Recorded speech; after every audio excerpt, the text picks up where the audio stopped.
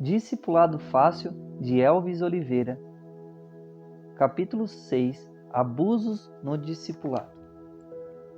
Pastoreai o rebanho de Deus que há entre vós, não por constrangimento, mas espontaneidade, como Deus quer, não por sórdida ganância, mas de boa vontade, nem como dominadores dos que vos foram confiados. Antes, tornai-vos modelos de rebanho.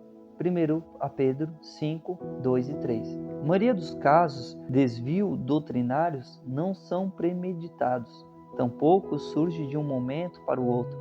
Os desvios ocorrem de forma gradual e são difíceis de detectar. Quando nos dispomos a discipular alguém, precisamos abrir o coração ao Espírito Santo, para que ele sonde os nossos motivos e nos leve à cruz. Falar da cruz é enfocar como necessidade de negar-nos a nós mesmos. A cruz é a luz divina que traz a lume à carnalidade humana. A natureza humana, o velho homem, não entende muito de questões de equilíbrio doutrinário. Se continuamente nós expusermos a cruz, o Espírito triunfará sobre a carne. O discipulador, que costuma ir à cruz para uma sondagem, age sempre de forma equilibrada. Vejamos então alguns erros nos quais o discipulador é mais propenso a incorrer. Superproteção. É interessante notar como a mãe de um recém-nascido o carrega com extremo cuidado. É um quadro cheio de ternura, de inspiração para qualquer ser humano. Se, porém, uma mãe faz o mesmo quando o filho está com 25 anos, todos concluímos que ali há alguma coisa errada. A superproteção do discípulo pode fazer o relacionamento cair no ridículo. Ficar vigiando o discípulo o tempo todo compromete a vida espiritual dele. De modo geral, os discípulos superprotegidos são inseguros no seu caminhar, necessitam constantemente de mamadeira espiritual. A prudência é o fator de assegurar ao discipulador desenvolver com o discípulo um relacionamento equilibrado. As Escrituras prevêem e até dão respaldo a acompanhamento espiritual, mas uma vigilância constante produz discípulos sem firmeza moral. É comum o discipulador empenhar-se no discipulado com zelo exagerado. A consequência disso sempre foi e será que o seguidor se cansa não só do mestre, mas também de seus ensinamentos. Sufocado pela pressão, foge e o inimigo acaba por arrastá-lo de volta aos caminhos de outrora. Vamos ilustrar. João, eu quero confiar Pedro aos seus cuidados para que o oriente nos princípios da vida cristã. Disse-lhe o pastor. Obrigado, pastor. Estava mesmo querendo servir a Deus de algum modo. Pedro acaba de receber a Cristo como seu Senhor e Salvador. Ele precisa de um guia neste novo caminho, explicou o pastor. Pode contar comigo, pastor. Estarei atento dos passos dele, garantiu. Montarei uma vigilância constante. Obrigado, rapaz. Eu sabia que esse era o tipo de coisa que você gostaria de fazer. Mas o que o pastor não esclareceu, nem João perguntou, era até onde ele poderia ir nessa vigilância, sem desanimar o outro. E João levou muito a sério a incumbência que o pastor lhe confiou. Nos dias que seguiram, logo ao se levantar, João telefonava para Pedro e repetia o mesmo ao meio-dia e à tarde, sem lhe dar trégua. E mais, cumprindo sua obrigação, toda noite ia visitá-lo, constrangendo-o a orar e estudar a Bíblia. E ainda acrescentou uma longa lista do que ele não devia fazer. E como isso não bastasse, vigiava de espreita cada vez que Pedro saía de casa. Ao fim de 2 semanas, o pobre discípulo desapareceu de forma repentina. Viajou com alguns parentes para um lugar distante. Ali, finalmente, sentiu recuperar a liberdade perdida. Esse tipo de superproteção tem criado muita polêmica em torno da doutrina do discipulado. Paulo ordenou a Tito que exortasse os jovens a serem moderados. Tito 2,6. Superdependência. Superdependência é o contrário do que acabamos de abordar. O discípulo, ávido por aprender, toma ao pé da letra a ideia de seguir seu mestre. Com isso, transformou-se em perseguidor do seu discipulador, ao ponto de não fazer nada que o mestre não faça primeiro. É um gesto até louvável, desde que não o transportemos para o ato de cotidiano e até mesmo aos afazeres mínimos. É um gesto até louvável, desde que não o transportemos para o ato do cotidiano e até mesmo aos afazeres mínimos. O discipulador precisa ter olho clínico, tanto para detectar esse problema quanto para buscar a solução. Se for aceitando passivamente esse tipo de conduta, será o único culpado de ter que conviver com um títere humano. As marionetes são controladas por fios finíssimos presos às suas extremidades. Na verdade, só se movem se assim o desejar a mão que as comanda. O discipulador que aceita esse tipo de atitude, daí a pouco terá de viver duas vidas ao mesmo tempo, a sua e a do seu discípulo. Assenhoramento. Desde que comecei a ser discipulado, minha vida se tornou um caos. Não me sinto mais uma pessoa, mas um objeto. Foi o que Marcos me disse com frieza, magoado. Esse provavelmente seja o soldado deixado pelo discipulador que se arvora como dono de seu discípulo e o transforma num criado seu para suprir suas necessidades. É bom lembrar aqui o que Jesus disse em Mateus 28. Tal como o filho do homem que não veio para ser servido. Um bom discípulo naturalmente procura servir o seu mestre, inclusive em afazeres do cotidiano. O problema começa quando o discipulador interpreta esse gesto como uma recompensa ao seu trabalho. A imposição de certas tarefas, a cobrança de que o outro esteja sempre lhe servindo, pressões no sentido de que ele lhe faça certos agrados, são sintomas visíveis de assenhoramento. A vida do discípulo não pertence ao mestre. Jesus ordenou que ficássemos discípulos, não escravos.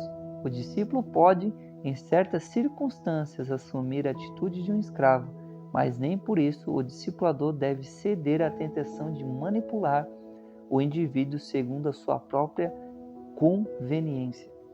O ato de seguir deve ser decorrência do exemplo, não da manipulação. Pastorear o rebanho de Deus há entre vós, não por constrangimento, mas espontaneamente como Deus quer, nem por sorte a ganância, mas de boa vontade, nem como dominadores dos que vós foram confiados, antes vós tornando modelos do rebanho. 1 Pedro 5, 2 e 3. O abuso de poder, a manipulação que visa a tirar a vantagem dos outros, nem deixado muitas sequelas a feridas profundas em alguns crentes sinceros. Em geral, a manipulação é praticada instigando-se temor no discípulo. As ameaças espiritualizadas passam a ovelha ao senso de obrigação. Se esta se recusa a atender a algum pedido, o discipulador torna-se alvo de palavras de julgamento e de condenação que, num minuto, a colocam no seu lugar, o lugar de escravo.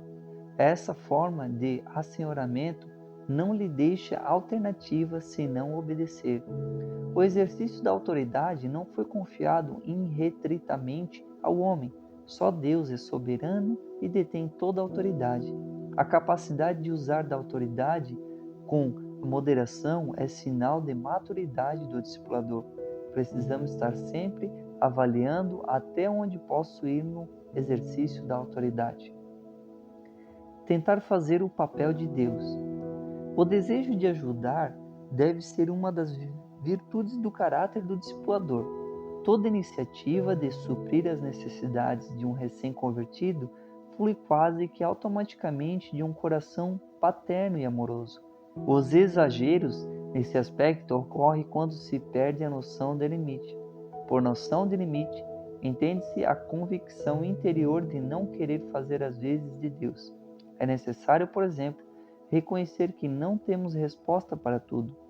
Estar consciente disso poupa ao discipulador muita dor de cabeça. Quando o discipulador tenta ser ou bancar o de Salvador, de seu discípulo está entrando num terreno perigoso, pois Deus é zeloso para com cada ovelha do seu rebanho. O envolvimento exagerado às vezes acaba por interferir no que Deus deseja realizar na vida do aluno. Se, por exemplo, Deus está tratando com um filho seu e o coloca em situações difíceis com vistas a moldar seu caráter, o discipulador precisa entender que não deve ajudá-lo a escapar do problema que está enfrentando. Ao contrário, precisa estar apto e aconselhá-lo no momento oportuno, ao invés de investir dando uma de herói que surge para salvá-lo. Adotar conceitos humanistas. A grande influência da psiquiatria psicológica e as ideias de liberdade defendidas hoje são alguns dos inimigos que enfrentamos no processo do discipulado. O orientador deve adotar uma postura totalmente bíblica, tanto em conselhos quanto em sua conduta. A Bíblia ainda é a palavra mais segura para nós nesta questão. Lâmpada para os meus pés é a tua palavra e luz para o meu caminho. Salmo 119, 105. Se nós apegarmos com determinação à âncora de Deus, será bem mais fácil sermos arrastados pela corrente do oceano do humanismo. O maior legado daquelas que se dedicam à honrosa tarefa de fazer discípulos deve-se pôr de lado convicções pessoais e rejeitar toda a influência secular. Resistimos à tentação de resolver problemas por meios naturais se quisermos gozar mais satisfação interior e o Senhor nos recompensará com sua paz e provação.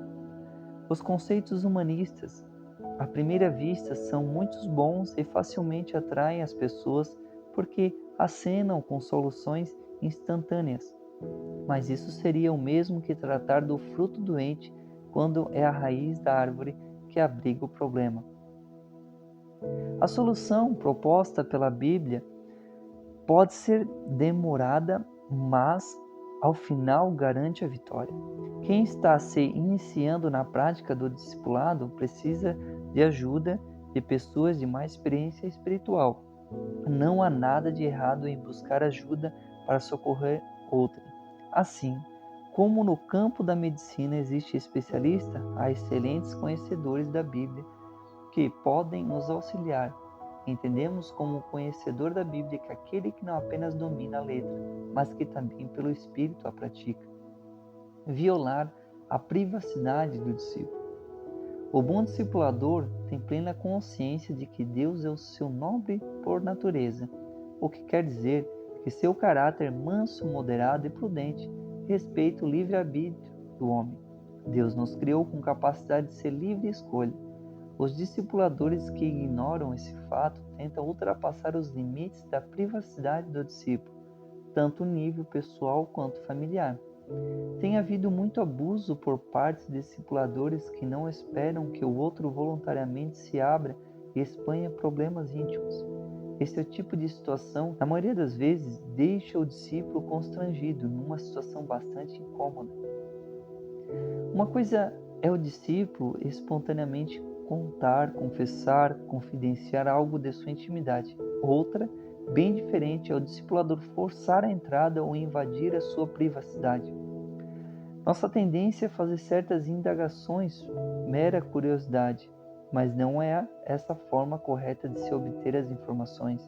Isso satisfaz a um desejo carnal do discipulador, mas cria para o discípulo um clima de insegurança e incerteza. Quando a convicção de pecado provém de atuação do Espírito Santo, naturalmente o discípulo busca a ajuda do Mestre, em quem confia e abre o coração com ele. Também não há necessidade de levantarmos pecados ou problemas do passado já perdoados e cobertos pelo sangue de Cristo.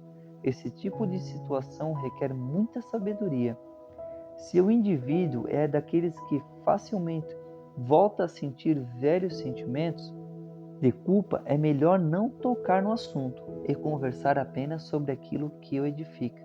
Se, todavia, ele carrega o peso do pecado por culpa do passado, precisamos encaminhá-lo às assistências adequadas na área de aconselhamento bíblico.